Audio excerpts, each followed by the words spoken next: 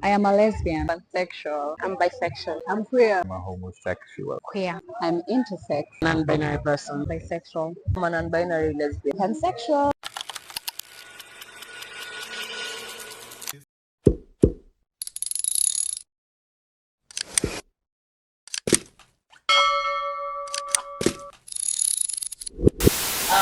Hi, my name is Gatori Kome and welcome to another episode of the Diversified Kenya podcast. And with me, it's definitely queer folk or allies or both that are coming to share their lived experiences, and I'll let them introduce themselves. Hi. Hi, Carmen. Thank you for having me today. What's your name? My name is Tamara Jed. I'm 28 and I'm a Christian queer. Meskia? We are also children of God. So, who is Tamara? Most people would say that they will label me as a kind person. Everywhere I go, I'm always seeking or asking if they need help. You know, because like so many people are saying whether they feel alone or not. Other than that, I am an artist, a poet, photographer, and a digital marketer. Hey! So many shades of Tamara. So I have another question. What is it like for you growing up? What was your childhood? Okay, I will say I lived like a nomad, going one place to another, including schools like let's say in Pinari, I've been to almost 10 schools. Yes. Were you an army brat? Yes. But because of my hearing and my slow in reading, and so many teachers didn't understand. And also it's been hard at the same time, but lively at the same time. Many people won't even understand that, but it makes sense for me. And yeah, that's basically it. Since you're partially deaf, did you go like to a special school or did you go to a general school? Is that why you had like a hard time in school and communicating and learning?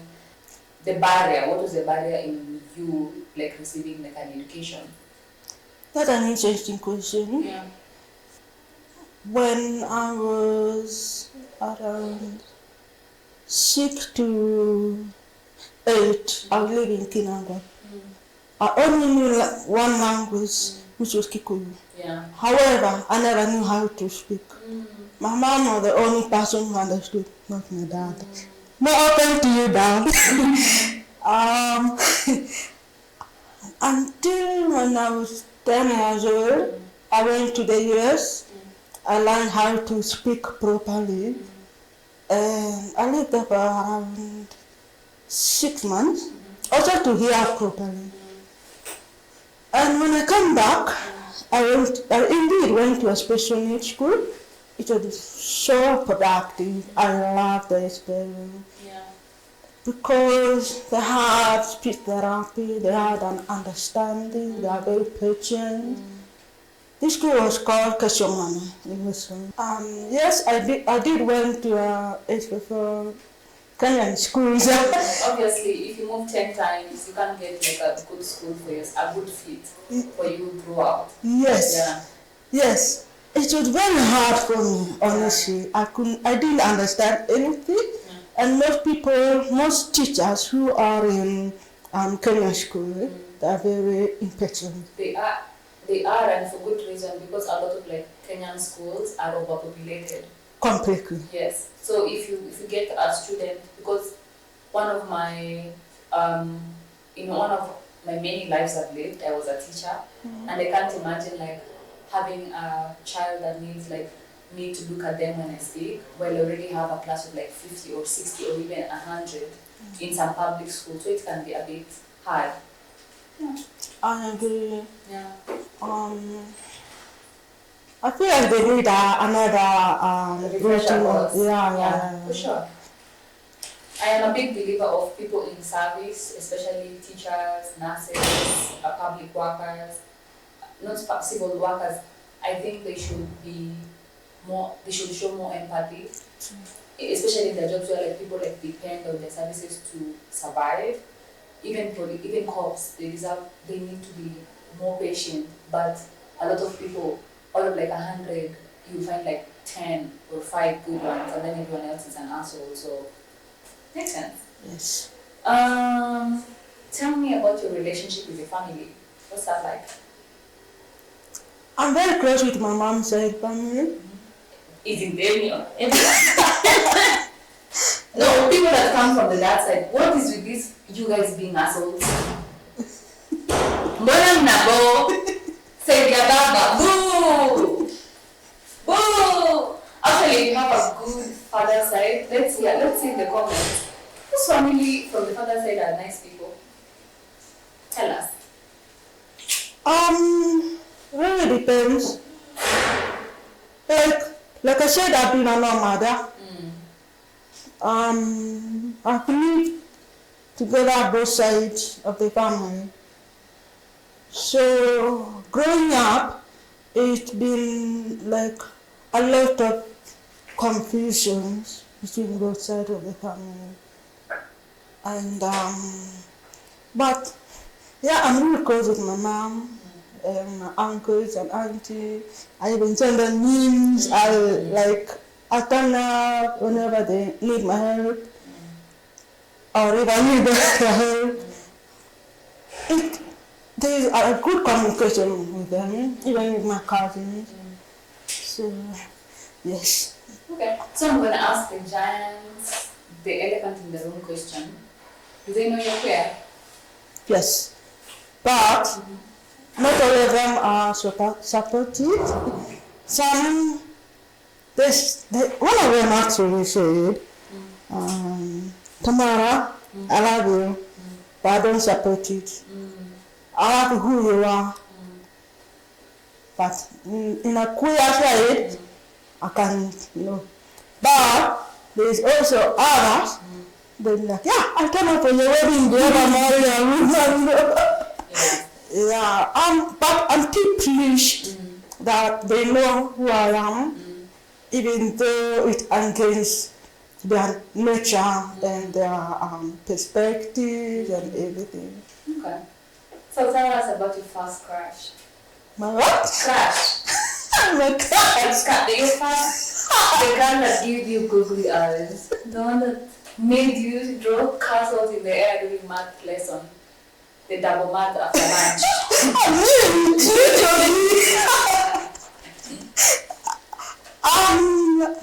My crush. First of all, I'm a pansexual. So I'm attracted to any genders. I have no I have to be this in one thing. All I see is personality. How they treat me and how they see me. So I have to. You were busy. Yeah. One's a girl, the other one's a guy. I think I've had a complete crush when I was in the US. Where it was a guy with blue eyes, very long hair, and I was trying to. Oh my gosh. Yeah. And he used to come to my home and say, let's go do a skating. I had a scooter, then we rode all over the estate. A girl is when I was in primary in Kenya. I was in class 7. She was in Form 3. Of course she was. Yeah, she was a very beautiful woman, honestly. Hey! Yes, Hey! Aiming for the sky! And I used to write for her a poem before I sleep. In fact, before Would you give the same the poems to her? Yes. The balls of a bull on heat. Yes. I will not pronounce her name. She came. That's okay. And yeah, I'm pretty young. She was way older. So Janza Leo. You like him older still?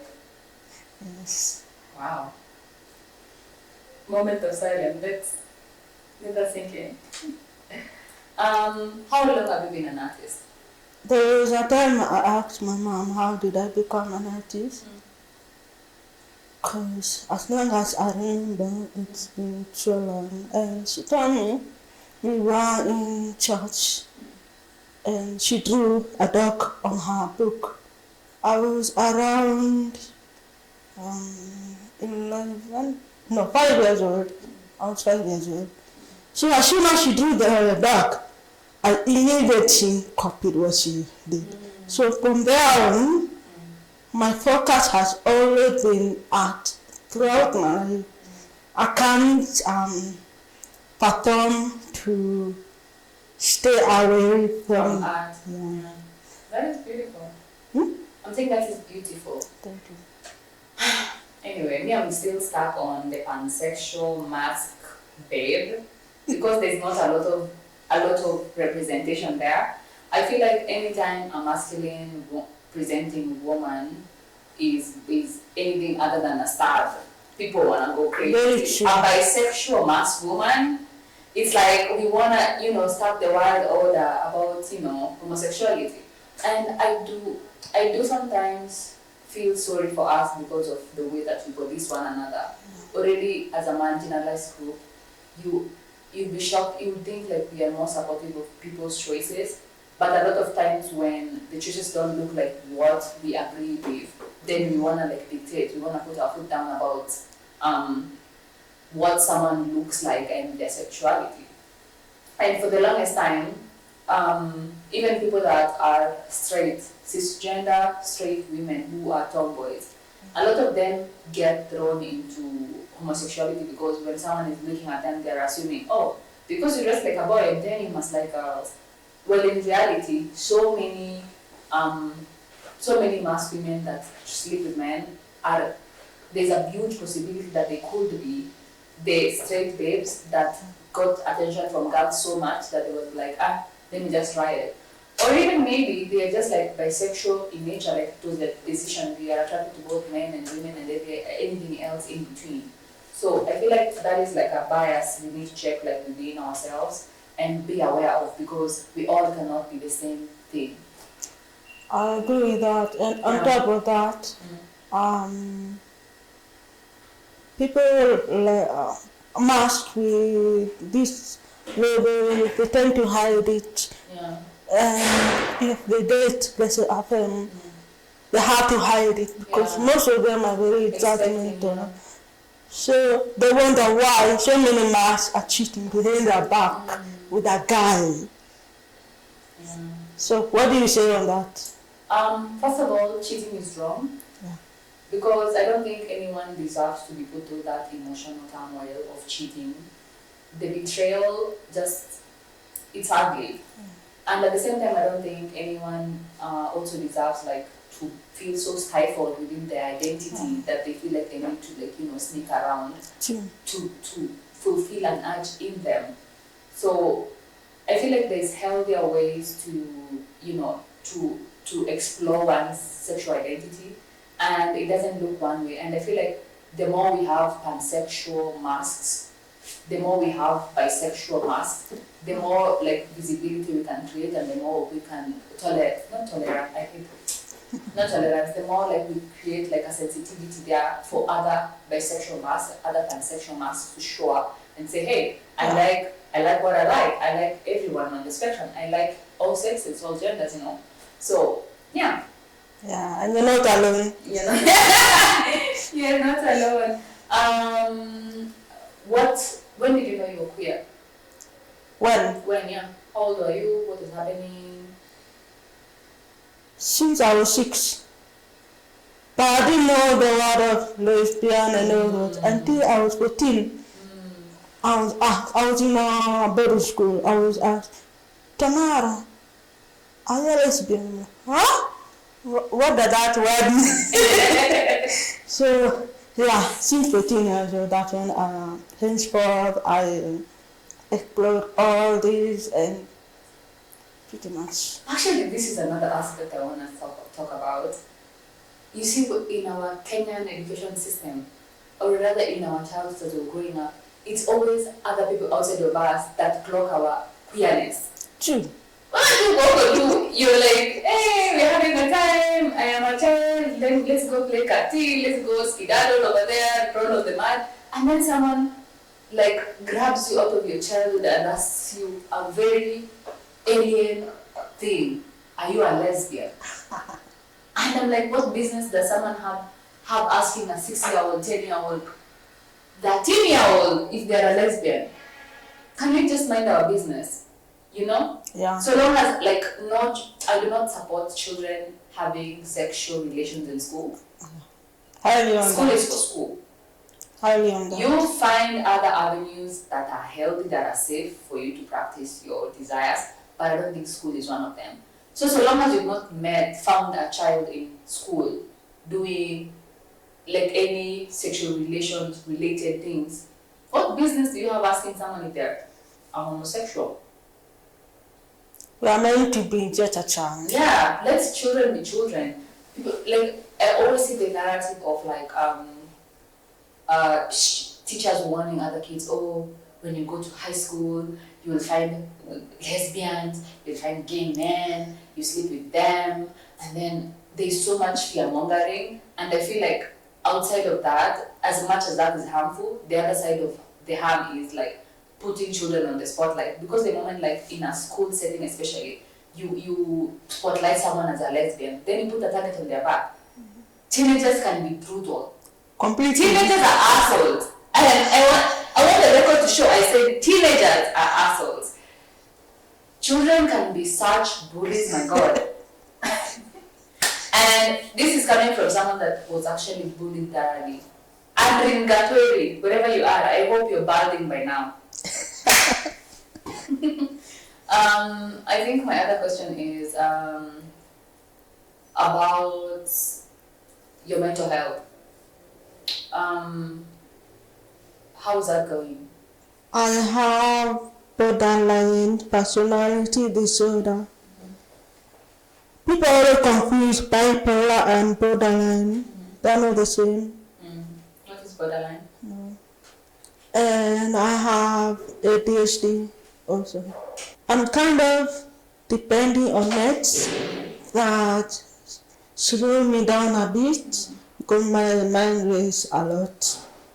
Let's say suicide and self-harm and all that. It's not easy, Yeah. but I'm happy I have. Okay, I'm not that much of open person, but I try to talk every time when it's hitting so hard. That's why I love art, by the way. It's an outlet. Yes.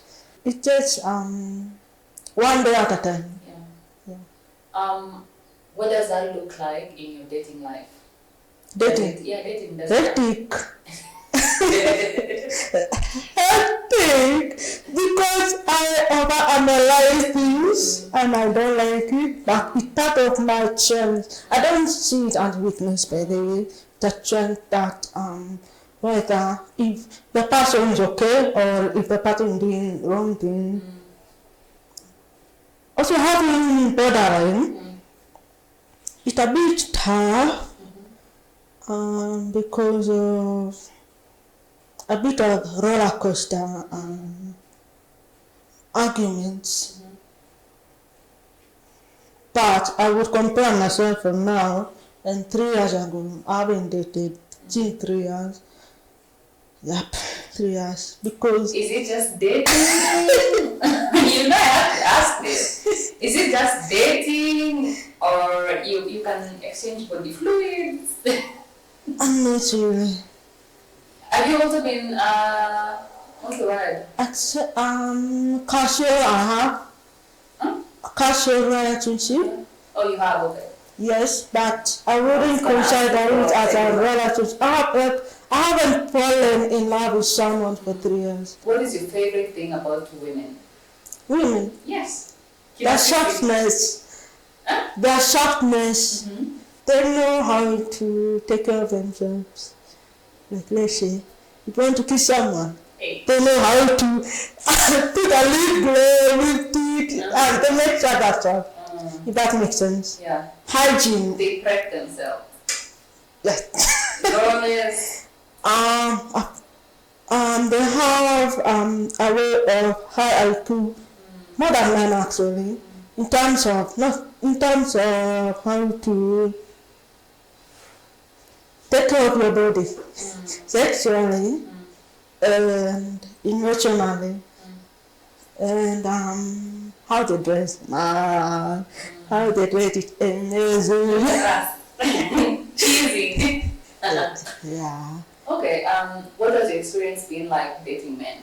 The last time I had a very serious relationship with a guy in 2018, he was a psycho. He was a psycho. Pulled me everywhere. High insecurities. I would be secure if I was with someone that loves all the genders. Yeah. No one says. All the Okay, that's a time. bad joke. Stalking is a no-no. Very much, yeah. Actually, last time my grandma was alive, yeah? And she told me, if you have Tamara, I will send you Kiki. I will hurt you. Oh my god, that is terrible. So that's too much. Oh my god, I'm sorry. It's okay. Until my mom had to threaten him to leave me alone.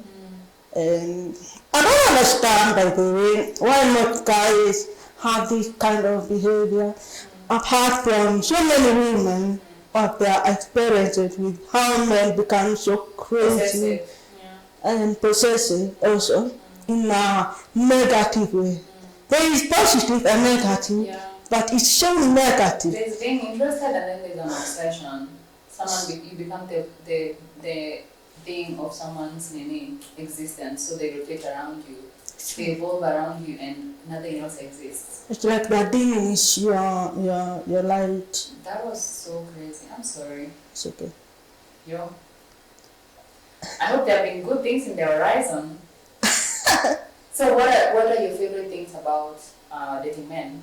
There has to be good things, yeah. Protective. They know their way of how to treat a woman like a woman. Sometimes, I'm not always dominant. Yeah. So when I'm in my submissive era, a man tend to treat like a princess,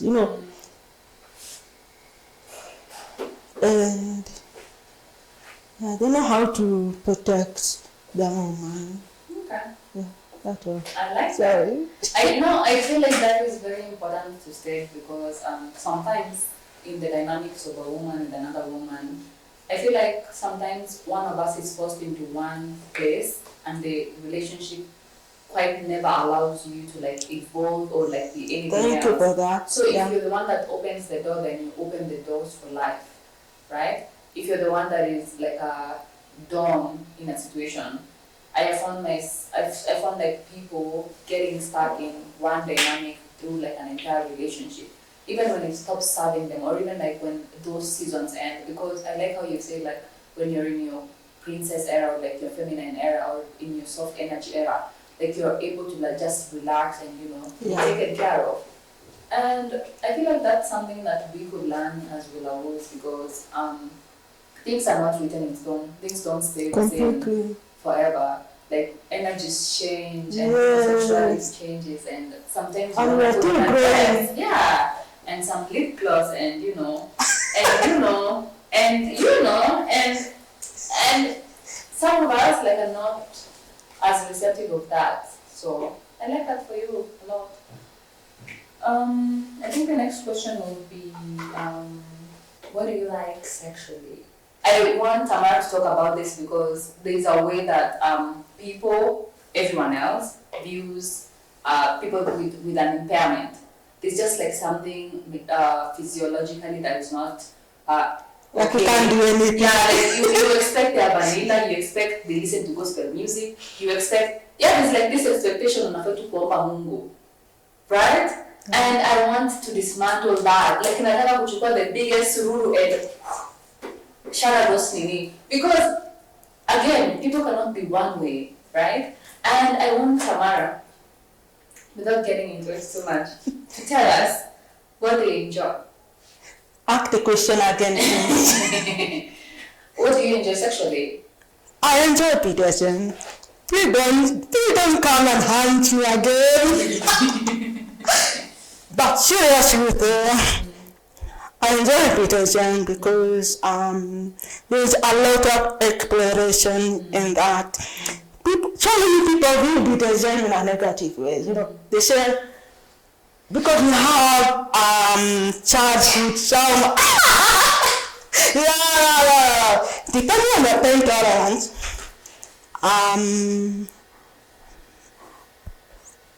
I love, like, you know, I'm deaf, yeah? I'm very sensitive with touch. So I love feeling the body, mostly like sense or touch before just get right into it.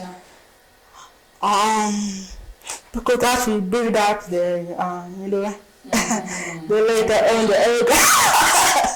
Tell us twice. Yeah, most of all, when there is a lot of understanding, comprehension, chemistry, connections, man, feeding, it's gonna be amazing with me. And I'll be able to, like, especially eating out a lady. If I have the whole thing. There's such a Louder for the people. No,